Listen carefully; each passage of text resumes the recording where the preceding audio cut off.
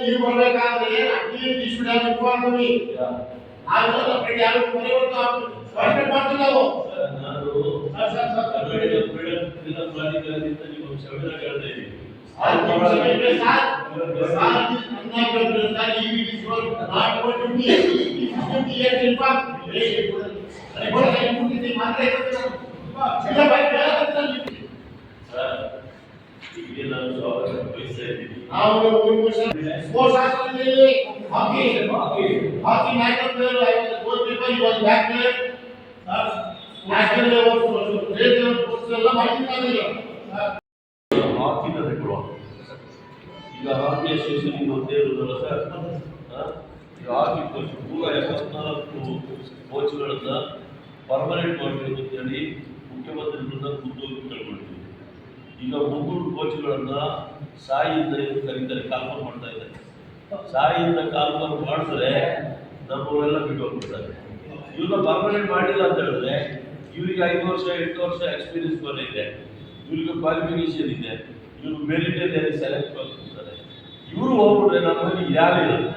ಇದು ಮುಖ್ಯಮಂತ್ರಿಗೆ 2 ಸರಿ ಫೈಲಿಂದ ನಾವು ಹೋಗ್ತೀವಿ. ಹೋಗ್ಬಿಟ್ಟು MD ಫೈನಾನ್ಸ್ ಡಿಪಾರ್ಟ್ಮೆಂಟಲ್ಲಿ ಹೋಗಿ ಸೆಕ್ರೆಟರಿನ ಕಂಡು ಮಾತಾಡಿ ಫೈನಲ್ ಕ್ಲಿಯರೆನ್ಸ್ ಮಾಡಬೇಕು ಹೇಳಿ ಇದುವರೆಗೂ ಮಾಡಿಲ್ಲ. ಸೊ ಇದು ಮೊನ್ನೆ CM ಮೀಟಿಂಗ್ಗೆ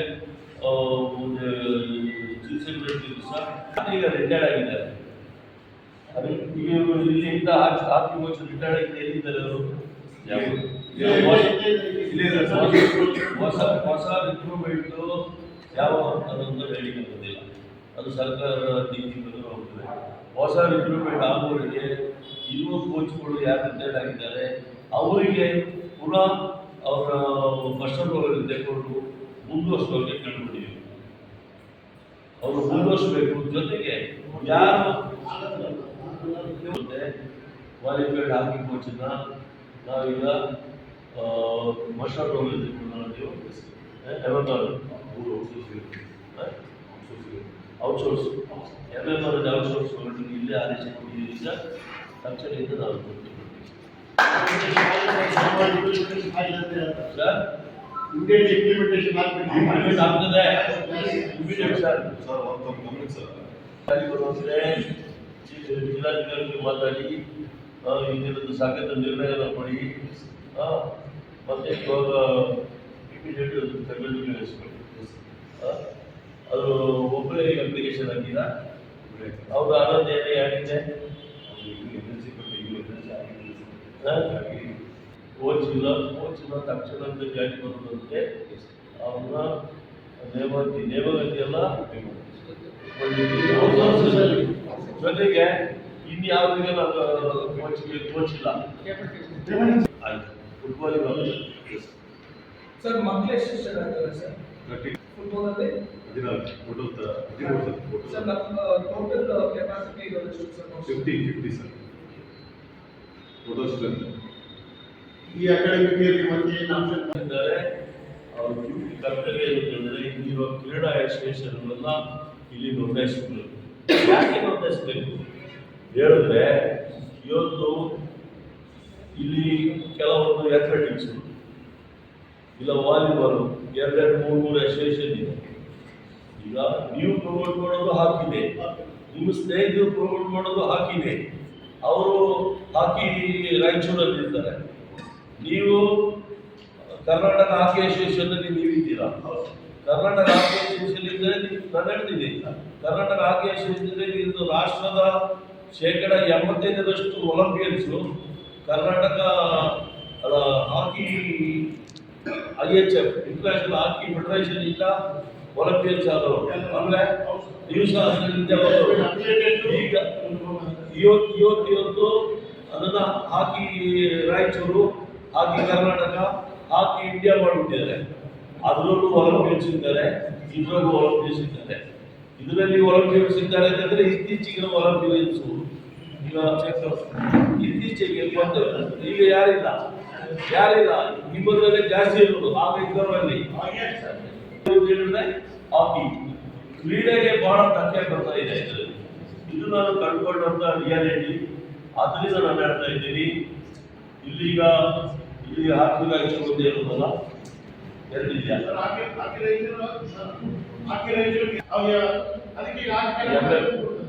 ಸ್ವಾಮಯ AB ಸುಬ್ಬಯ್ಯನಿಗೆ ವಿರೋಧ. AB ಸುಬ್ಬಯ್ಯ ಬಾಕಿ ಇರೋದ್ರಿಂದ ಒಳಗಡೆ ಬರಲಿಕ್ಕೆ ಬಿಡ್ತಾ ಇಲ್ಲ. ಅದೆಲ್ಲ ಬೇರೆ ತುಂಬ ಪಾಲಿಟಿಕ್ಸ್ ಇದೆ, ಅದು ಇಲ್ಲಿ ಹೇಳೋದು ಬೇಡ. ಸಭೆಯಲ್ಲಿ ಸಮಿತಿ ಸದಸ್ಯರುಗಳಾದ ಎಸ್ ಶಿವಶಂಕರ್, ಡಾಕ್ಟರ್ ನಾಗರಾಜ್ ಬಲ್ಗಿ, ಹನುಮಂತಪ್ಪ ನಾಯ್ಕ ಸೇರಿದಂತೆ ವಿವಿಧ ಕ್ರೀಡಾಪಟುಗಳು, ಕೋಚ್ಗಳು, ಸಿಬ್ಬಂದಿಗಳು ಭಾಗಿಯಾದರು. ಸಂತ ಕವಿ ಸರ್ವಜ್ಞ ಜಯಂತಿ ಅಂಗವಾಗಿ ಸರ್ವಜ್ಞ ಭಾವಚಿತ್ರಕ್ಕೆ ಸಣ್ಣ ನೀರಾವರಿ ವಿಜ್ಞಾನ ಮತ್ತು ತಂತ್ರಜ್ಞಾನ ಸಚಿವ NS ಬೋಸರಾಜ್ ಪೂಜೆ ಸಲ್ಲಿಸಿ ಬಳಿಕ ಪುಷ್ಪಾರ್ಚನೆ ಮಾಡಿ ಮೆರವಣಿಗೆ ಚಾಲನೆ ನೀಡಿದರು. ನಗರದ ಅಂಬೇಡ್ಕರ್ ವೃತ್ತದಲ್ಲಿ ಜಿಲ್ಲಾಡಳಿತ, ಜಿಲ್ಲಾ ಪಂಚಾಯತ್, ಮಹಾನಗರ ಪಾಲಿಕೆ ಹಾಗೂ ಕನ್ನಡ ಮತ್ತು ಸಂಸ್ಕೃತಿ ಇಲಾಖೆ ವತಿಯಿಂದ ಹಮ್ಮಿಕೊಂಡಿದ್ದ ಮೆರವಣಿಗೆ ನಗರದ ಅಂಬೇಡ್ಕರ್ ವೃತ್ತದಿಂದ ಸಾರ್ವಜನಿಕ ಉದ್ಯಾನದ ಮೂಲಕ ಪಂಡಿತ ಸಿದ್ದರಾಮ ಜಂಬರ್ದಿನ್ನಿ ರಂಗಮಂದಿರಕ್ಕೆ ತಲುಪಿತು. ಬಳಿಕ ವೇದಿಕೆ ಕಾರ್ಯಕ್ರಮ ಜರುಗಿತು. ಮೆರವಣಿಗೆಯಲ್ಲಿ ಕಲಾ ತಂಡ ಹಾಗೂ ಸಮಾಜದ ಮುಖಂಡರು ಭಾಗವಹಿಸಿದ್ದರು.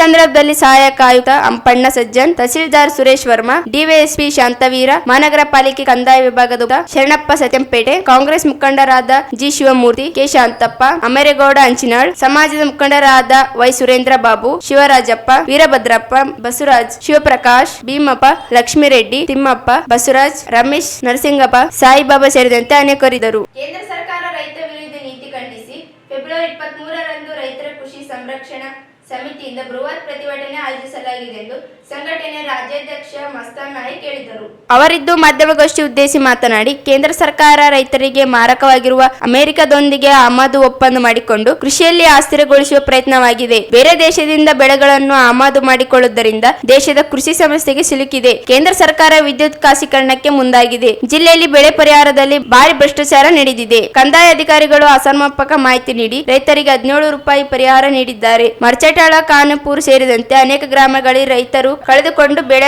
ಅಸಮರ್ಪಕ ಮಾಹಿತಿ ನೀಡಿ ಮನ ಬಂದಂತೆ ಪರಿಹಾರ ಒದಗಿಸಿದ್ದು ಸಮಗ್ರ ತನಿಖೆ ನಡೆಸಿ ತಪ್ಪಿಸ್ಥ ಅಧಿಕಾರಿಗಳನ್ನು ಅಮಾನತುಗೊಳಿಸಬೇಕು. ರೈತರಿಗೆ ನಿರಂತರ ವಿದ್ಯುತ್ ಪೂರೈಸುವುದು ಸೇರಿದ್ದ M6 ಬೇಡಿಕೆಗಳಿಗೆ ಆಗ್ರಹಿಸಿ ನಗರದ ಡಾಕ್ಟರ್ BR ಅಂಬೇಡ್ಕರ್ ವೃತ್ತದಿಂದ ಪ್ರತಿಭಟನಾ ರ್ಯಾಲಿ ನಡೆಸಲಾಗುತ್ತದೆ. ಜಿಲ್ಲೆಯ ವಿವಿಧ ತಾಲೂಕುಗಳಿಂದ 300ಕ್ಕೂ ಹೆಚ್ಚು ರೈತರು ಭಾಗವಹಿಸುತ್ತಾರೆ ಎಂದರು.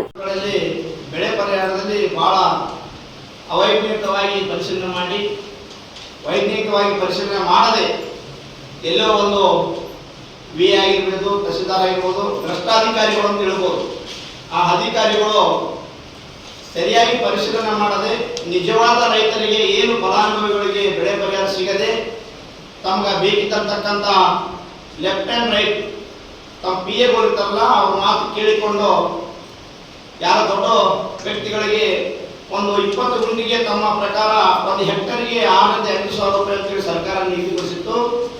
ಅದರಲ್ಲಿ ಒಂದು 2 ಎಕರೆ ಜಮೀನಿದ್ರೆ 20 ಗುಂಟೆ ಅಂತೇಳಿ ಅವರು ಲಾಸ್ ಆಗಿದಂತೆ ವರದಿ ಕೊಡ್ತಿದ್ರು. ಆ ವರದಿ 20 ಗುಂಟೆಗೆ 17,000-19,000 ರೂಪಾಯಿ ಅಮೌಂಟ್ ಆಗ್ತಕ್ಕಂಥ ಕೆಲಸ ಪೂರ್ಣಗಳು ಮಾಡಬೇಕು. ಅದೇ ಮಾಡಿದ್ದಾರೆ. ಆದರೆ ಕೆಲವೊಂದು ರಾಜಕೀಯ ಒತ್ತಡದಿಂದ, ಅಧಿಕಾರಿಗಳ ಒತ್ತಡದಿಂದ 19,000, 20,000, 18,000 ರೂಪಾಯಿ ದುಡ್ಡನ್ನು ಹಾಕಿ ನಿಜವಾದ ರೈತರಿಗೆ ತೊಂದರೆ ಮಾಡತಕ್ಕಂಥ ಕೆಲಸ ಮಾಡಿದ್ದಾರೆ. ಅದಕ್ಕಾಗಿ ಭ್ರಷ್ಟಾಧಿಕಾರಿಗಳನ್ನು ಸಸ್ಪೆಂಡ್ ಮಾಡಿ ಅಲ್ಲಿ ಹಿಂದಗಡೆ ಕಾಣದ ಕೈಗಳು ಏನು ಸಪೋರ್ಟ್ ಮಾಡಿದ್ದಾರೆ ಅವರನ್ನು ಕ್ರಿಮಿನಲ್ ಮೊಕದ್ದಮೆ ಕೇಸ್ ದಾಖಲೆ ಮಾಡಿ ಅವ್ರನ್ನ ಜೈಲಿಗೆ ಕಳಿಸುವ ಮೂಲಕ ಒಂದು ದೊಡ್ಡ ಹೋರಾಟವಾದ ಇದೇ ತಿಂಗಳು 23ನೇ ತಾರೀಕು ಸೋಮವಾರ ಇದೇ ಅಂಬೇಡ್ಕರ್ ಸರ್ಕಾರದಲ್ಲಿ ದೊಡ್ಡ ಬೃಹತ್ ಪಡವನ್ನು ಮೆರವಣಿಗೆ ಇದೆ ಮತ್ತು ಹೋರಾಟವಿದೆ. ಅದಕ್ಕಾಗಿ ಎಲ್ಲ ನನ್ನ ರಾಯಚೂರು ಜಿಲ್ಲೆ ಆಗಿರ್ಬೋದು, ಹೊರ ಜಿಲ್ಲೆಗಳು, ನನ್ನ ಪ್ರೀತಿಯ ಅನ್ನದಾತರಿಗೆ, ರೈತರಿಗೆ ನಿಮ್ಮ ಪತ್ರಿಕೆ ಮೂಲಕ ಆಹ್ವಾನವನ್ನು ಕೊಡ್ತಾ ಇದ್ದೀವಿ. ಅತಿ ಹೆಚ್ಚಿನ ಜನಸಂಖ್ಯೆಯಲ್ಲಿ ಈ ಒಂದು ರೈತ ಹೋರಾಟಕ್ಕೆ ಎಲ್ಲ ನನ್ನ ಅನ್ನದಾತರು ಭಾಗವಹಿಸಿ ಈ ಒಂದು ಕಾರ್ಯಕ್ರಮವನ್ನು, ಈ ಒಂದು ಹೋರಾಟವನ್ನು ಯಶಸ್ವಿಗೊಳಿಸಬೇಕಂತ ಹೇಳಿ ತಮ್ಮ ಪತ್ರಿಕೆ ಮೂಲಕ ಕೇಳಿಕೊಳ್ತಿದ್ದೇವೆ. ಈ ಸಂದರ್ಭದಲ್ಲಿ ರಾಜ್ಯ ಕಾರ್ಯದರ್ಶಿ ಸಂಗಮೇಶ್ ನಾಯಕ್, ಬಸವರಾಜ್ ಗೌಡ, ಡಿ ಸತ್ಯರೆಡ್ಡಿ, ಅಕ್ಕಮ್ಮಾದೇವಿ, ಮುದಿಯಪ್ಪ, ನರಸಿಂಹ ನಾಯಕ್, ಶಿವಣ್ಣ ಅನ್ವರಿ ಇದ್ದರು. ಸರ್ವಜ್ಞ ಕೇವಲ ಒಂದು ಜಾತಿಗೆ ಸೀಮಿತವಾದವರಲ್ಲ, ಅವರು ಇಡೀ ಜಗತ್ತಿಗೆ ಉತ್ತಮ ಸಂದೇಶಗಳನ್ನು ನೀಡಿದ ವಿಶ್ವವ್ಯಾಪಿ ಕವಿಯಾಗಿದ್ದಾರೆ ಎಂದು ಮಹಾನಗರ ಪಾಲಿಕೆ ಸಮುದಾಯ ಸಂಘಟನೆ ಅಧಿಕಾರಿ ಕೃಷ್ಣ ಕಟ್ಟಿಮನಿ ಹೇಳಿದರು. ಅವರಿದ್ದು ನಗರದ ಪಂಡಿತ ಸಿದ್ದರಾಮ ಜಂಬಲ್ದಿನಿ ರಂಗಮಂದಿರದಲ್ಲಿ ಜಿಲ್ಲಾಡಳಿತ, ಜಿಲ್ಲಾ ಪಂಚಾಯತ್, ಮಹಾನಗರ ಪಾಲಿಕೆ ಮತ್ತು ಕನ್ನಡ ಮತ್ತು ಸಂಸ್ಕೃತಿ ಇಲಾಖೆಯಿಂದ ಹಮ್ಮಿಕೊಂಡಿದ್ದ ಸಂತ ಕವಿ ಸರ್ವಜ್ಞ ಜಯಂತಿ ಕಾರ್ಯಕ್ರಮವನ್ನು ಉದ್ದೇಶಿಸಿ ಮಾತನಾಡಿದರು. ಸಮಾಜ ನಿರ್ಮಾಣದ ಕುರಿತು ಉತ್ತಮ ಸಂದೇಶಗಳನ್ನು ಜನರಿಗೆ ತಮ್ಮ ವಚನಗಳ ಮೂಲಕ ನೀಡಿದ ಮಹಾಕವಿ ಸರ್ವಜ್ಞರ ಆದರ್ಶಗಳನ್ನು ಪ್ರತಿಯೊಬ್ಬರು ಮೈಗೂಡಿಸಿಕೊಳ್ಳಬೇಕು. ಸಮಾಜ ಇನ್ನಷ್ಟು ಅಭಿವೃದ್ಧಿಯಾಗಲು ಸಮಾಜದವರು ತಮ್ಮ ಮಕ್ಕಳಿಗೆ ಉತ್ತಮ ಶಿಕ್ಷಣವನ್ನು ನೀಡಬೇಕು. ಅಷ್ಟೇ ಅಲ್ಲದೆ ಇಂದಿನ ಶರಣರ ತತ್ವಾದರ್ಶಗಳನ್ನು ಮಕ್ಕಳಿಗೆ ತಿಳಿಸುವ ಮೂಲಕ ಉತ್ತಮ ಪ್ರಜೆಗಳ ನಿರ್ಮಾಣಕ್ಕೆ ಪ್ರತಿಯೊಬ್ಬರು ಕೈ ಜೋಡಿಸಬೇಕೆಂದರು.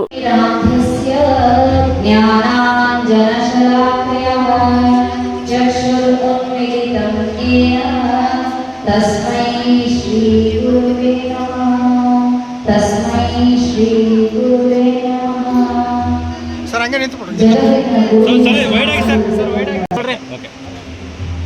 ವಿದ್ಯೆ ಕಲಿಸದಂತೆ ಬುದ್ಧಿ ಹೇಳಲು ಬುದ್ಧಿರಲು ವಿದ್ಯೆರಲು ಬಂಧು ನೋಡದ ತಾಯಿ ಶುದ್ಧಿಯವನ್ನ ಪ್ರಸ್ತುತ ಕೊಟ್ಟಿದ್ದು ನನಗೆ ಕೊಟ್ಟಿದ್ದು ಪರನಿಗೆ ಕೊಟ್ಟಿದ್ದು ಕೆಳಗಿನ ಬೇಡ ಎನ್ನದೆ ಕಟ್ಟಿದ್ದ ಬುದ್ಧಿ ಸರ್ವಜ್ಞ ಅಜ್ಞಾನ तस्य ज्ञानाञ्जनशलाकया ॐ शुभं करोति कल्याणम् आरोग्यं धनसम्पदः शत्रुबुद्धिर्विनाशः।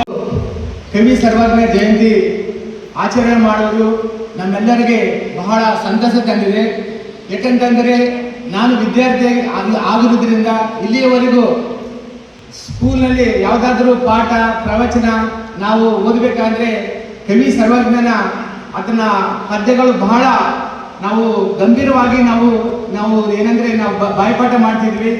ಅವರೇನು ಪ್ರವಚನಗಳು ಅವ್ರ ಪದ್ಯಗಳೇನಿದ್ದಾವ ಇವತ್ತು ನಮ್ಮ ಸಮಾಜದಲ್ಲಿ ಯಾವ ರೀತಿ ನಾವು ಮುಂದೆ ಬರಬೇಕು ಹೇಳ್ಕೊಟ್ಟಂತ ಈ ಪದಗಳಿಂದ ನಾವೆಲ್ಲರೂ ಇವತ್ತು ಸಮಾಜದಲ್ಲಿ ಉನ್ನತ ಮಟ್ಟಕ್ಕೆ ನಾವು ಬಂದಿದ್ದೀವಿ. ಈ ಕವಿ ಸರ್ವಜ್ಞವರು ಒಂದೇ ಸಮಾಜಕ್ಕೆ ಸೀಮಿತರಾಗಿಲ್ಲ. ಪ್ರತಿಯೊಂದು ಜಾತಿ ಧರ್ಮ ಅವ್ರದ ವಿಶ್ವವ್ಯಾಪ್ತಿ ಯಾರಾದರೂ ಕವಿ ಇದ್ದಾರೆ ಅಂತಂದ್ರೆ ಅದು ಕವಿ ಸರ್ವಜ್ಞ ಮಾತ್ರ ಅಂತ ಹೇಳಿ ನಾನು ಹೇಳಕ್ಕೆ ಇಚ್ಛೆ ಪಡ್ತಿದ್ದೇನೆ.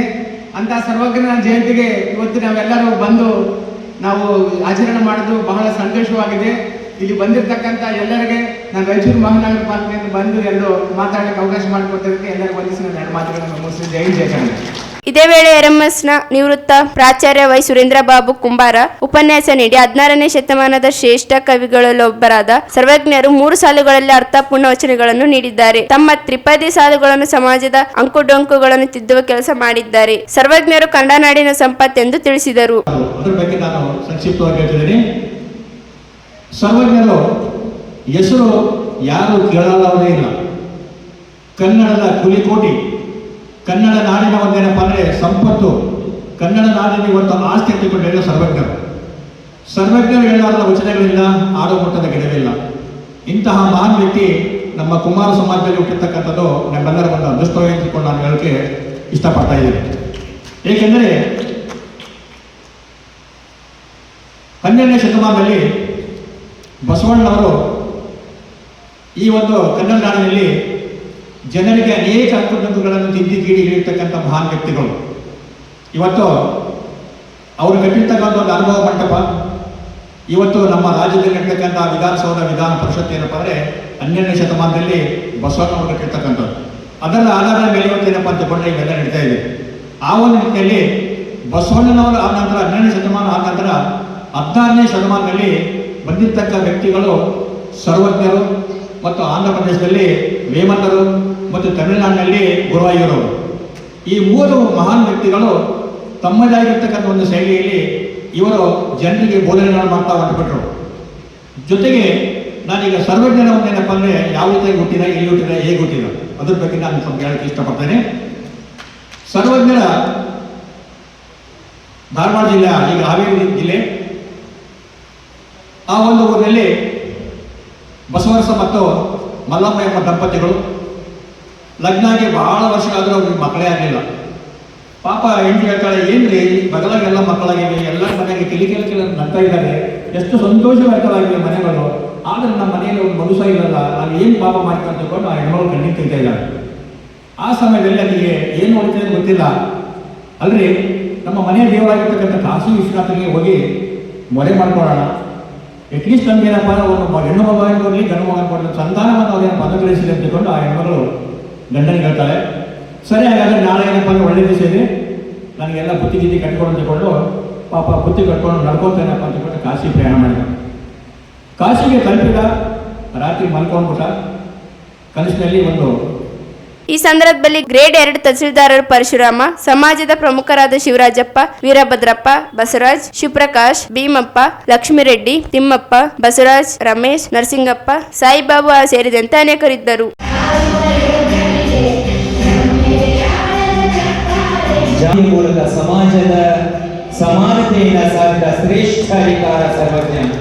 ತಮಿಳಿನಲ್ಲಿ ತಿರುವಳ್ಳರ್, ತೆಲುಗಿನಲ್ಲಿ ವೇಮನ, ಕನ್ನಡಕ್ಕೆ ಸರ್ವಜ್ಞರು ಕೇವಲ ಹೋಲಿಕೆಯಿಂದ ಸರ್ವಜ್ಞನ ಹೋಲಿಕೆಗೆ ಮೀರಿದವರು. ಸರ್ವಜ್ಞ ವಚನಗಳ ಅರ್ಥ, ಸರ್ವಜ್ಞನ ವಚನಾಮೃತ ಸರ್ವಕಾಲಿಕವಾಗಿದ್ದು ಜನಸಾಮಾನ್ಯ ಭಾಷೆಯಲ್ಲಿಯೇ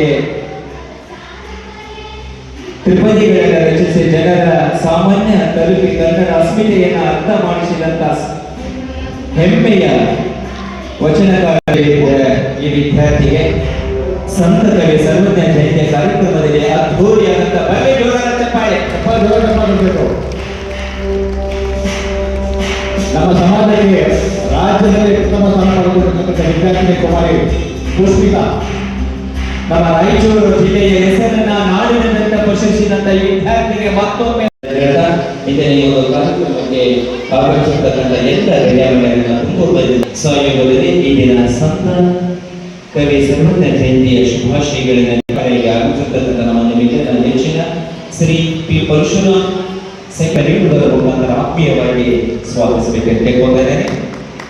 ಅದೇ ರೀತಿಯಾಗಿ ಕಾರ್ಯ ಆಗಮಿಸಿರ್ತಕ್ಕಂಥ ಶ್ರೀ ಕೃಷ್ಣ ಕಟ್ಟುಮನಿ ಸಮುದಾಯ ಸಂಘಟನೆ ಅದೇ ಯಶೋಗಾಥೆಯನ್ನು ಗುಣಗೊಳಿಸಲು ಆಗಮಿಸಿರ್ತಕ್ಕಂಥ ನಮ್ಮೆಲ್ಲರ ನೆಚ್ಚಿನ ವೈ ಸುರೇಂದ್ರ ಬಾಬು ಸರ್ ಅವರನ್ನು ಕೂಡ ಆತ್ಮೀಯವಾಗಿ ಈ ಸಂದರ್ಭದಲ್ಲಿ ಕೇಳಿಕೊಂಡಿದ್ದೇನೆ. ಈ ಸಮಾಜದ ಜಿಲ್ಲಾಧ್ಯಕ್ಷರಾದಂತಹ ಶಿವರಾಜ್ ಕುಮಾರ್ ಒಳ್ಳೂರು ಜಿಲ್ಲಾಧ್ಯಕ್ಷರಿಗೆ ಸ್ವಾಗತ, ನೆಲ್ಲೆಯ ಹೃದಯ ಸ್ಪರ್ಶಿತ ಸ್ವಾಗತ ಜಿಲ್ಲಾಡಳಿತ ವತಿಯಿಂದ. ಅದೇ ರೀತಿಯಾಗಿ ಸಮಾಜ ಈ ಮನೆಯನ್ನು ಕೂಡ ಆತ್ಮೀಯವಾಗಿ ಸ್ವಾಗತಿಸ್ತಾ ಇದ್ದೇನೆ. ಇಲಾಖೆ ಅವರನ್ನು ಕೂಡ ಆತ್ಮೀಯವಾಗಿ ಸ್ವಾಗತಿಸ್ತಾ ಇದ್ದೇನೆ. ಅದೇ ರೀತಿಯಾಗಿ ಬಸವರಾಜ್ ಮಾಡಿಗೇರಿ ಉಪಾಧ್ಯಕ್ಷರು ಜಿಲ್ಲಾ ಕುಂಬಾರ ಸಮಾಜ ಈ ಮನೆಯನ್ನು ಜಿಲ್ಲಾಡಳಿತ, ಜಿಲ್ಲಾ ಪಂಚಾಯತ್, ಮಹಾನಗರ ಪಾಲಿಕೆ, ಶ್ರೀ ಭೀಮಪ್ಪ ಕುಂಬಾರ್ ಮಟ್ಮಾರಿ ತಾಲೂಕು ಅಧ್ಯಕ್ಷರು ಇವರನ್ನು ಕೂಡ, ಶಿವಪ್ರಕಾಶ್ ಕುಂಬಾರ್ ನೇಕ್ಸೂರ್ ಮುಖಂಡರು ಇವರು, ಶ್ರೀ ಲಕ್ಷ್ಮಣ ರೆಡ್ಡಿ ಕುಂಬಾರ್ ಸಮಾಜದ ಮುಖಂಡರು ಇವರು, ತಿಮ್ಮಪ್ಪ ಕುಂಬಾರ್ ಜಿಲ್ಲಾ ಪ್ರಧಾನ ಕಾರ್ಯದರ್ಶಿಗಳು ಕುಂಬಾರ ಸಮಾಜ ಈ ಮಾನ್ಯರನ್ನು ಕೂಡ, ಶ್ರೀ ಬಸವರಾಜ್ ಯರ್ಮರಸ್ ಉಪಾಧ್ಯಕ್ಷರು ಜಿಲ್ಲಾ ಕುಂಬಾರವನ್ನ ಕೋರ್ತಾ ಇದ್ದೇನೆ. ಮತ್ತೊಬ್ಬ ಮಾನ್ಯರಾದಂತಹ ಈಗ ಚಿಕ್ಕದೊಂದು ಬ್ರೇಕ್ ನಂತರ ಮುಂದುವರಿಯುತ್ತದೆ. ಚೆನ್ನೈ ಶಾಪಿಂಗ್ ಮಾಲ್ ಅಲ್ಲಿ ಯುಗಾದಿ ಮತ್ತು ರಂಜಾನ್ ಸಂಭ್ರಮ. ನಿಮ್ಮ ಹಬ್ಬದ ಶಾಪಿಂಗ್ ಚೆನ್ನೈ ಶಾಪಿಂಗ್ ಮಾಲ್ ಅಲ್ಲಿ ಮಾಡಿ ಬೆಳ್ಳಿ ಉಚಿತವಾಗಿ ಪಡೆಯುವುದರ ಜೊತೆಗೆ ಇನ್ನು ಹಲವು ಅದ್ಭುತ ಬಹುಮಾನಗಳನ್ನು ಉಚಿತವಾಗಿ ಪಡೆಯಿರಿ. ಕುಟುಂಬ ಸದಸ್ಯರಿಗೆ ಬೇಕಾದ ಎಲ್ಲಾ ಪ್ರಕಾರದ ಅತ್ಯಾಧುನಿಕ ಫ್ಯಾಷನ್ ವಸ್ತ್ರಗಳ ಶಾಪಿಂಗ್ ಜೊತೆಗೆ ಅಬ್ಬರಿಸುವ ಸ್ಪಾಟ್ ಗಿಫ್ಟ್ಸ್ ಉಚಿತವಾಗಿ ಪಡೆಯಿರಿ. ಬೇಗ ಬನ್ನಿ, ಇಂದೇ ನಿಮ್ಮ ಹಬ್ಬದ ಶಾಪಿಂಗ್ ಅನ್ನು ಚೆನ್ನೈ ಶಾಪಿಂಗ್ ಮಾಲ್ ಅಲ್ಲಿ ಮಾಡಿ. The Chennai shopping mall, station road, Raichur. Break ನಂತರ ಮೆಗನಿಸ್ಗೆ ಸ್ವಾಗತ. ಜಿಲ್ಲಾ ಕನ್ನಡ ಸಾಹಿತ್ಯ ಪರಿಷತ್, ತಾಲೂಕು ಕನ್ನಡ ಸಾಹಿತ್ಯ ಪರಿಷತ್ ಹಾಗೂ ವಿಮಲಾಬಾಯಿ ಭಗತ್ರಾಜ್ ನಿಜಾಮಕರಿ ಪ್ರತಿಷ್ಠಾನ ರಾಯಚೂರುಗಳ ಸಹಯೋಗದಲ್ಲಿ ಫೆಬ್ರವರಿ 27ರಂದು ನಗರ ಕನ್ನಡ ಭವನದಲ್ಲಿ ದತ್ತು ಉಪನ್ಯಾಸ ಮತ್ತು ಪ್ರೇರಣಾ ಪ್ರಶಸ್ತಿ ಪ್ರದಾನ ಸಮಾರಂಭ ಆಯೋಜಿಸಲಾಗಿದೆ ಎಂದು ವಿಮಲಾಬಾಯಿ ಭಗತ್ರಾಜ್ ನಿಜಾಮಕರಿ ಪ್ರತಿಷ್ಠಾಪನದ ಅಧ್ಯಕ್ಷ ಭಗತ್ರಾಜ ನಿಜಾಮಕರಿ ಹೇಳಿದರು. ಅವರಿದ್ದು ಮಾಧ್ಯಮಗೋಷ್ಠಿ ಉದ್ದೇಶಿಸಿ ಮಾತನಾಡಿ, ಶಿವುಬಾಯಿ ತುಳಜರಾಮ ನಿಜಾಮಕರಿ ದತ್ತಿ ಉಪನ್ಯಾಸ ಮತ್ತು ಪ್ರೇರಣಾ ಪ್ರಶಸ್ತಿ ಸಮಾರಂಭದಲ್ಲಿ ಕನ್ನಡ ಮತ್ತು ತೆಲುಗು ಭಾಷಾ ಸಾಂಸ್ಕೃತಿಕ ಬಾಂಧವ್ಯ ಕುರಿತು ಹೈದರಾಬಾದ್ನ ನಿವೃತ್ತ ಪ್ರಾಧ್ಯಾಪಕ ಗೋನವರ ಕಿಶನ್ ರಾವ್ ಉಪನ್ಯಾಸ ನೀಡಲಿದ್ದಾರೆ. ಅಧ್ಯಕ್ಷೆಯನ್ನು ಜಿಲ್ಲಾ ಕನ್ನಡ ಸಾಹಿತ್ಯ ಪರಿಷತ್ ಅಧ್ಯಕ್ಷ ರಂಗಣ್ಣ ಪಾಟೀಲ್ ಅಲ್ಲುಂಡೆ ವಹಿಸಿದ್ದಾರೆ. ಪ್ರೇರಣಾ ಪ್ರಶಸ್ತಿಯನ್ನು ರಾಯಚೂರು ವಾಣಿಜ್ಯ ತೆರಿಗೆ ಅಧಿಕಾರಿ ಸುಜಾತ ಟಿ ಅವರಿಗೆ ಪ್ರದಾನ ಮಾಡಲಾಗುತ್ತದೆ ಎಂದರು. ಹಾಗೂ ಕರ್ನಾಟಕ ಸರ್ಕಾರದ ಗಡಿ ಪ್ರದೇಶ ಅಭಿವೃದ್ಧಿ ಪ್ರಾಧಿಕಾರದ ಸದಸ್ಯರು 22 ಫೆಬ್ರವರಿಗೆ ಸಂಜೆ 5 ಗಂಟೆಗೆ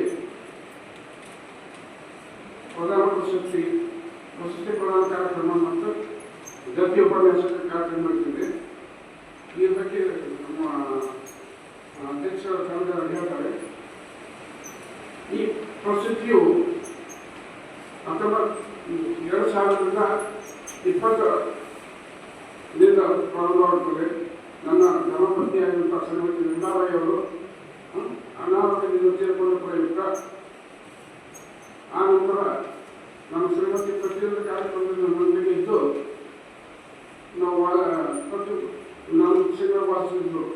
ವೇದಿಕೆ ಮೇಲೆ ನೀವೇ ಹೇಳ್ತೀರಿ, ನಮಗೆ ಅವಕಾಶ ಕೊಡೋದಿಲ್ಲ, ನಿಮಗೆ ಪ್ರತಿಯೊಂದಕ್ಕೆ ನಾವು ಸಹಾಯ ಆಗ್ತೀವಿ, ನಿಮ್ಮ ಪ್ರತಿಯೊಂದು ಹೆಚ್ಚು ನಾವು ನಡೆಸ್ತೀವಿ, ನಮ್ಗೆ ಯಾವ ಅವಕಾಶಗಳು ಅಂತ ಹೇಳ್ತಿದ್ರು. ಅದನ್ನು ಅವರು ನಮಗೆ ಪ್ರೇರಣೆ ಆಗಿದ್ದರು. ಅದೇ ರೀತಿ ಪ್ರತಿ ಯಶಸ್ವಿ ಮನುಷ್ಯನ ಹಿಂದೆ ಒಬ್ಬ ಹೆಣ್ಣಿರುವಂಥ ಒಂದು ಹೇಳಿಕೆ, ಅದರಂತೆ ನನ್ನ ಆರ್ಥಿಕ, ಸಾಹಿತ್ಯಿಕ, ಸಾಮಾಜಿಕ ಬೆಳವಣಿಗೆ ನನ್ನ ಶ್ರೀಮತಿ ಇದ್ದರು. ಅವರು ಹೋದಾಗ ಅವರ ನೆನಪಾಗಿ ಈ ಪ್ರಸಿದ್ಧಿಯನ್ನು 2022 ಪ್ರಾರಂಭಿಸಿದ್ದೀವಿ. ಈಗಾಗಲೇ ಇಲ್ಲಿ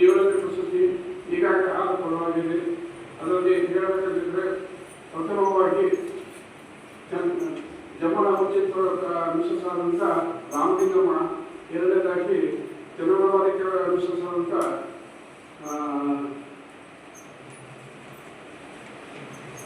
ಸಿದ್ದಮ್ಮ, ಮೂರನೇದಾಗಿ ಬಾಬು ಭಂಡಾರಿಗಳು, ನಾಲ್ಕನೇದಾಗಿ ವಸುಂಧರಾ ಭೂಪತಿ, ಐದನೇದಾಗಿ ಶ್ರೀಮತಿ ವಿಜಯಲಲಿತಾ ನಾಯ್ಕರು, ಆರನೇದಾಗಿ ಟಿ ಸುಧಾ 7,000 ಕೊಡ್ತಾ ಇದ್ವಿ. ಶ್ರೀಮತಿ ಸುಧಾ ಬಹಳ ಚಿಕ್ಕ ವಯಸ್ಸಿನಲ್ಲಿ ತೀರ ಬಡತನದಲ್ಲಿ ಹುಟ್ಟಿ ಬೆಳೆದಿದ್ದು ಸರ್ಕಾರದ ಸ್ಕೂಲ್ನಲ್ಲಿ LKG ಹಿಡಿದುಕೊಂಡು ಪ್ರತಿ ವರ್ಗ ಶಕ್ತಿನಗರದಲ್ಲಿ ಬೆಳೆದವರು. ಕಲ್ಲಲ್ಲಿ ಹೂವಾಗಿ ಎಲ್ಲರಿಗೆ ಬೇಕಾಗಿ.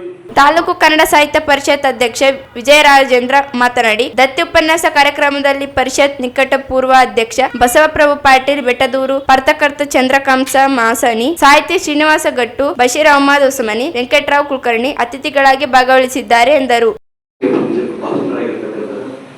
ಶ್ರೀಮತಿ ಸುಜಾತಾ ಟಿ ಅವರ ಪರಿಚಯವನ್ನ ಅವರು ಮಾಡಿಕೊಟ್ರು. ಜಿಲ್ಲಾ ಕನ್ನಡ ಸಾಹಿತ್ಯ ಪರಿಷತ್ ರಾಯಚೂರು, ತಾಲೂಕು ಕನ್ನಡ ಸಾಹಿತ್ಯ ಪರಿಷತ್ ರಾಯಚೂರು ಹಾಗೂ ಶ್ರೀಮತಿ ವಿಮಲಾಬಾಯಿ ಭಗತ್ರಾಜ್ ನಿಜಾಮ್ ಸಾಹಿತ್ಯ ಪ್ರತಿಷ್ಠಾನ ರಾಯಚೂರು ಇವರ ಸಹಯೋಗದೊಂದಿಗೆ ಶಿವಕುಮಾರಿ ತುಳಜಾರಾಮ್ ನಿಜಾಮ್ ದತ್ತಿ ಉಪನ್ಯಾಸ ಹಾಗೂ ಪ್ರೇರಣಾ ಪ್ರಶಸ್ತಿ ಪ್ರದರ್ಶನವನ್ನು ದಿನಾಂಕ 22/2/2026 ಭಾನುವಾರ ಸಂಜೆ 5 ಗಂಟೆಗೆ ಕನ್ನಡ ಸಂಘದಲ್ಲಿ ಹಮ್ಮಿಕೊಳ್ಳಲಾಗಿದೆ. ವಿಶೇಷವಾಗಿ ದತ್ತಿ ಉಪನ್ಯಾಸಕರಾಗಿ ಹೈದರಾಬಾದ್ನ ಋತುಂಗ ಕಾಲೇಜಿನ ನಿವೃತ್ತ ಪ್ರಾಧ್ಯಾಪಕರಾಗಿರ್ತಕ್ಕಂತಹ ಶ್ರೀ ಗೋಲ್ವಾಡ ಕಿಶನ್ರಾವ್ ಅವರು ಕನ್ನಡ ಮತ್ತು ತೆಲುಗು ಭಾಷಾ ಸಾಂಸ್ಕೃತಿಕ ಬಾಂಧವ್ಯ ಅಂತಕ್ಕಂತಹ ವಿಷಯದ ಮೇಲೆ ದತ್ತಿ ಉಪನ್ಯಾಸವನ್ನ ನೀಡಲಾಗಿದೆ. ಕಾರ್ಯಕ್ರಮದ ಅಧ್ಯಕ್ಷತೆಯನ್ನ ಜಿಲ್ಲಾ ಕನ್ನಡ ಸಾಹಿತ್ಯ ಪರಿಷತ್ತಿನ ಅಧ್ಯಕ್ಷರಾಗಿರ್ತಕ್ಕಂತಹ ಶ್ರೀಯುತ ರಂಗಣ್ಣ ಪಟೇಲ್ ಅಳವಡಿ ಅವರು ವಹಿಸಿದ್ದಾರೆ. ವಿಶೇಷವಾಗಿ ಈಗಾಗಲೇ ಹೇಳಿದಂತೆ ಪ್ರೇರಣಾ ಪ್ರಶಸ್ತಿ ಪುರಸ್ಕೃತರು ಈ ಭಾಗದ ರಾಯಚೂರಿನ ವಾಣಿಜ್ಯ ತೆರಿಗೆ ಅಧಿಕಾರಿಗಳಾಗಿರ್ತಕ್ಕಂತಹ ಶ್ರೀಮತಿ ಸುಜಾತಾ ಟಿ ಅವರಿಗೆ ಆಯ್ಕೆ ಮಾಡಲಾಗಿದೆ. ಕಾರ್ಯಕ್ರಮವನ್ನು ಕುರಿತು ಪ್ರಾಸ್ತಾವಿಕ ನುಡಿಗಳನ್ನ ಶ್ರೀಮತಿ ವಿಮಲಾಬಾಯಿ ಭಗತ್ರಾಜ್ ನಿಜಾಮಕಾರಿ ಪ್ರತಿಷ್ಠಾನದ ಅಧ್ಯಕ್ಷರಾಗಿರ್ತಕ್ಕಂತಹ ರಾಜ್ ನಿಜಾಮಕರ್ ಅವರು ಪ್ರಾಸ್ತಾವಿಕ ನುಡಿಗಳನ್ನು ನೀಡಿದ್ದಾರೆ. ಸಮಾರಂಭಕ್ಕೆ ಮುಖ್ಯ ಅತಿಥಿಗಳಾಗಿ ಜಿಲ್ಲಾ ಕನ್ನಡ ಸಾಹಿತ್ಯ ಪರಿಷತ್ತಿನ ನಿಕಟಪೂರ್ವ ಅಧ್ಯಕ್ಷರಾಗಿರ್ತಕ್ಕಂತಹ ಡಾಕ್ಟರ್ ಬಸವಪ್ರಭು ಪಾಟೀಲ್ ಬೆಟ್ಟದವರು, ಪ್ರಜಾವಾಣಿಯ ಹಿರಿಯ ಪತ್ರಕರ್ತರಾಗಿರ್ತಕ್ಕಂತಹ ಶ್ರೀ ಈ ಸಂದರ್ಭದಲ್ಲಿ ಅಶೋಕ್ ಕುಮಾರ್ ಜೈನ್, ವೆಂಕಟರಾವ್ ಕುಲಕರ್ಣಿ, ಬಶೀರ್ ಅಹಮದ್, ಪ್ರತಿಭಾ ಗೋನಾಳ್ ಇತರರಿದ್ದರು. ರಾಜ್ಯ ಸರ್ಕಾರ ಅನುಸರಿಸುತ್ತಿರುವ ಗೊಂದಲ, ಬಡ್ತಿ, ಬ್ಯಾಂಕ್ ಲಾಂಗ್ ಹುದ್ದೆಗಳ ನೇಮಕಾತಿಯಲ್ಲಿ ಒಳ ಮೀಸಲಾತಿ ಅನುಸರಿಸುವಂತೆ ಒತ್ತಾಯಿಸಿ ಫೆಬ್ರವರಿ 23ರಂದು ಸಾಮಾಜಿಕ ನ್ಯಾಯಕ್ಕಾಗಿ ಪರಿಶಿಷ್ಟ ಜಾತಿಗಳ ಒಳ ಮೀಸಲಾತಿ ಹೋರಾಟ ಸಮಿತಿ ಸಚಿವರ ಮನೆಗಳ ಮುಂದೆ ಪ್ರತಿಭಟನೆ ನಡೆಸಲು ನಿರ್ಧರಿಸಲಾಗಿದೆ ಎಂದು ಮಾದಿಗ ಮೀಸಲಾತಿ ಹೋರಾಟ ಸಮಿತಿ ಜಿಲ್ಲಾಧ್ಯಕ್ಷ ಅಬ್ರಾಂ ಹೊನ್ನಟ್ಟಿಗೆ ಹೇಳಿದರು. ಅವರಿದ್ದು ಮಾಧ್ಯಮಗೋಷ್ಠಿ ಉದ್ದೇಶಿಸಿ ಮಾತನಾಡಿ, ಸುಪ್ರೀಂ ಕೋರ್ಟ್ ತೀರ್ಪಿನಂತೆ ರಾಜ್ಯ ಸರ್ಕಾರ ಒಳ ಮೀಸಲು ಜಾರಿಗೊಳಿಸುವ ತೀರ್ಮಾನ ಮಾಡಿದ್ದೇ ಆದರೂ ಪರಿಶಿಷ್ಟ ಜಾತಿಗಳ ಮೀಸಲಾತಿಯನ್ನು ಅನುಷ್ಠಾನಗೊಳಿಸುವಲ್ಲಿ ಗೊಂದಲ, ಲೋಪ ಅನುಸರಿಸುತ್ತಿದೆ. ಮೀಸಲಾತಿ ಶಿಕ್ಷಣ ಮತ್ತು ಉದ್ಯೋಗದಲ್ಲಿ ಮಾತ್ರವಲ್ಲ, ನೇರ ನೇಮಕಾತಿ, ಬಡ್ತಿ, ಬ್ಯಾಂಕ್ ಲಾಂಗ್ ಗುತ್ತಿಗೆ ಸೇರಿ ಎಲ್ಲಾ ರಂಗಗಳಲ್ಲಿಯೂ ಒಳ ಮೀಸಲಾತಿ ಜಾರಿಗೊಳಿಸಬೇಕು. ಎಸ್ಸಿಪಿ ಅನುದಾನ ಹಂಚಿಕೆಯಲ್ಲಿಯೂ ಮೀಸಲು ಪ್ರಮಾಣದಲ್ಲಿ ಅನುದಾನ ಹಂಚಿಕೆ ಮಾಡಬೇಕು. ಶಾಶ್ವತ ಆಯೋಗ ರಚಿಸಿ ಗೊಂದಲ ನಿವಾರಿಸಬೇಕು. ಆದಿಜಾಂಬವ ಸೇರಿದಂತೆ ಎಸ್ಸಿ ನಿಯಮಗಳಿಗೆ 2,000 ಕೋಟಿ ರೂಪಾಯಿ ಅನುದಾನ ಹಂಚಿಕೆ ಮಾಡಬೇಕು. ಎಸ್ಸಿ ಸಮುದಾಯಗಳಿಗೆ 17% ಮೀಸಲು ಶೆಡ್ಯೂಲ್ 9 ಸೇರ್ಪಡೆಗೆ ಜಾರಿಗೆ ಕೇಂದ್ರದ ಮೇಲೆ ಒತ್ತಡ ಹಾಕಬೇಕೆಂದು ಆಗ್ರಹಿಸಿ ರಾಜ್ಯದ ಜಿಲ್ಲೆಗಳ ಉಸ್ತುವಾರಿ ಸಚಿವ ಮನೆ ಮುಂದೆ ಪ್ರತಿಭಟನೆ ನಡೆಸಲಾಗಿದೆ. ರಾಯಚೂರು ಜಿಲ್ಲೆಯಲ್ಲಿ ಉಸ್ತುವಾರಿ ಸಚಿವ ಕಚೇರಿ ಇಲ್ಲದಿದ್ದರಿಂದ ಸಚಿವ NS ಬೋಸರಾಜು ಮನೆ ಮುಂದೆ ಪ್ರತಿಭಟನೆ ನಡೆಸಲಾಗುತ್ತದೆ. ಸಮುದಾಯ ಎಲ್ಲ ಸಂಘಟನೆಗಳು, ನೌಕರರು, ಬುದ್ಧಿಜೀವಿಗಳು ಭಾಗವಹಿಸುವಂತೆ ಮನವಿ ಮಾಡಿದರು. 2025ರಲ್ಲಿ ಈ ಒಳ ಮೀಸಲಾತಿ ಅಂತಕ್ಕಂಥ ಒಂದು ನಮ್ಮ ಬಹುದಿನದ ಬೇಡಿಕೆ ಏನಿತ್ತು ಅದನ್ನು ಆಗಸ್ಟ್ 19ರಂದು ರಾಜ್ಯ ಸಚಿವ ಸಂಪುಟದಲ್ಲಿ ಒಪ್ಪಿಗೆಯನ್ನು ಪಡೆದುಕೊಂಡು ನಂತರ ವಿಧಾನಸಭಾ ಅಧಿವೇಶನದಲ್ಲಿ ಅದರ ವಿಷಯವನ್ನು ಪ್ರಸ್ತಾಪ ಮಾಡಿ ಅದಕ್ಕೆ ಅಲ್ಲಿ ಕೂಡ ವಿಧಾನಸಭೆಯಲ್ಲಿ ಕೂಡ ಅದನ್ನು ಒಪ್ಪಿಗೆ ಸರ್ಕಾರ ಪಡೆದು ಇಲ್ಲಿಗೂ 1 ವರ್ಷ ಗತಿಸಿದರೂ ಕೂಡ ಇನ್ನೂ ಅದರಲ್ಲಿರ್ತಕ್ಕಂಥ ವಿಶೇಷವಾದಂಥ ಅಂಶಗಳನ್ನು ಸರಿಯಾದ ರೀತಿಯಲ್ಲಿ ಜಾರಿಗೆ ತರಲಿಕ್ಕೆ ಈಗಾಗಲೇ ಸರ್ಕಾರ ಬಹಳಷ್ಟು ಹಿಂದೆ ಆಗ್ತಿರೋದ್ರಿಂದ ಮತ್ತು ನಾವು ಸುಮಾರು 30 ವರ್ಷಗಳಿಂದ ಈ ಒಳ ಮೀಸಲಾತಿಗಾಗಿ ಹೋರಾಟ ಮಾಡ್ತಾ ಬಂದಿದ್ದೀವಿ. ಈ ಹೋರಾಟದ ಪ್ರತಿಫಲವಾಗಿ ನಾವು ಸರ್ಕಾರ ನಮಗೇನಾದರೂ ಒಂದು ಇದನ್ನು ಜಾರಿಗೊಳಿಸಿ ಈ ಎಲ್ಲ 101 ಸಮುದಾಯಗಳಿಗೆ ನ್ಯಾಯವನ್ನು ಕೊಡುತ್ತೆ ಅನ್ನುವಂಥ ಒಂದು ಭರವಸೆಯಲ್ಲಿ ನಾವಿದ್ದೀವಿ. ಆದರೆ ಇವತ್ತು 1 ವರ್ಷ ಆದರೂ ಕೂಡ ಅದರಲ್ಲಿರ್ತಕ್ಕಂಥ ಮುಖ್ಯ ಅಂಶಗಳನ್ನು ಸರಿಯಾದ ರೀತಿಯಲ್ಲಿ ಅದನ್ನು ಜಾರಿಗೆ ತರದೆ ನೀರಮೇಶ ಮಾಡ್ತಕ್ಕಂಥ ಈ ಸರ್ಕಾರಕ್ಕೆ ಮತ್ತೊಂದು ಸಾರಿ ಹೋರಾಟದ ಮುಖಾಂತರ ನಾವು ಎಚ್ಚರಿಸಬೇಕಾಗಿದೆ. ಈ ಹಿನ್ನೆಲೆಯಲ್ಲಿ ಕರ್ನಾಟಕ ರಾಜ್ಯಾದ್ಯಂತ ಇದೇ ತಿಂಗಳು 23ನೇ ತಾರೀಕು ಜಿಲ್ಲಾ ಉಸ್ತುವಾರಿ ಸಚಿವರ ಅವರ ಕಾರ್ಯಾಲಯದಲ್ಲಿ ನಾವು ಈ ಒಂದು ಅಪ್ಪತ್ತಾಯಗಳ ಬೇಡಿಕೆಗಳನ್ನು ತಂದು ಸಂಪೂರ್ಣ ಒಳ ಮೀಸಲಾತಿ ಜಾರಿಗಾಗಿ ಮತ್ತೊಂದು ಸಾರಿ ನಾವು ಬೀದಿಗಿಳಿಯುವಂಥ ಒಂದು ಪರಿಸ್ಥಿತಿ ನಿರ್ಮಾಣವಾಗಿದೆ. ಈ ಹಿನ್ನೆಲೆಯಲ್ಲಿ ಇಡೀ ರಾಜ್ಯದ ಎಲ್ಲ ಮಾದಿಗ ಮತ್ತು ಮಾದಿಗ ಸಂಬಂಧಿತ ಜಾತಿಗಳು ಕರ್ನಾಟಕದ 30 ಜಿಲ್ಲಾ ಉಸ್ತುವಾರಿ ಸಚಿವರ ಮನೆ ಮುಂದೆ ಇವತ್ತು ನಾವು ಈ ಹೋರಾಟವನ್ನು ಹಮ್ಮಿಕೊಂಡಿದ್ದೀವಿ. ಬಹಳ ಮುಖ್ಯವಾಗಿ ನಮಗೆ ಸುಮಾರು ಬಾರಿ ನಾವು ಸಚಿವರನ್ನು ಮತ್ತು ಮುಖ್ಯಮಂತ್ರಿಗಳನ್ನು ಭೇಟಿಯಾದಾಗ ಸರಿಪಡಿಸ್ತೀವಿ ಅಂತಕ್ಕಂಥ ಆಶ್ವಾಸನೆ ಕೊಟ್ಟಂತ ಬಗ್ಗೆ ಏಕೇರಿ ಸಮಸ್ಯೆ ಕೂಡ ಆಗಿರುವುದಿದೆ ಮತ್ತು ವ್ಯಾಪಾರ ಉದ್ಯೋಗಗಳನ್ನು ಕೂಡ ತುಂಬಲಿಕ್ಕೆ ಬಹಳಷ್ಟು ಹಿನ್ನಡೆ ಆಗ್ತಾ ಇದೆ. ನೇರ ನೇಮಕಾತಿಯನ್ನು ಕೂಡ ಸರಿಯಾದ ರೀತಿಯಲ್ಲಿ ನಮಗೆ ಒಂದು ನ್ಯಾಯ ಸಿಕ್ಕಿಲ್ಲ ಅನ್ನುವಂಥ ಉದ್ದೇಶದಿಂದ ಇವತ್ತು ನಾವು ನಮ್ಮ ಪತ್ರಿಕೆಯ ಮುಖಾಂತರ ಇವತ್ತು ಇಡೀ ರಾಜ್ಯದ ಜನತೆಗೆ ನಾಳೆ 23ನೇ ತಾರೀಕು ನಮ್ಮ ಜಿಲ್ಲೆಯಲ್ಲೂ ಕೂಡ ಜಿಲ್ಲಾ ಉಸ್ತುವಾರಿ ಸಚಿವರ ಕಾರ್ಯಾಲಯದ ಮುಂದೆ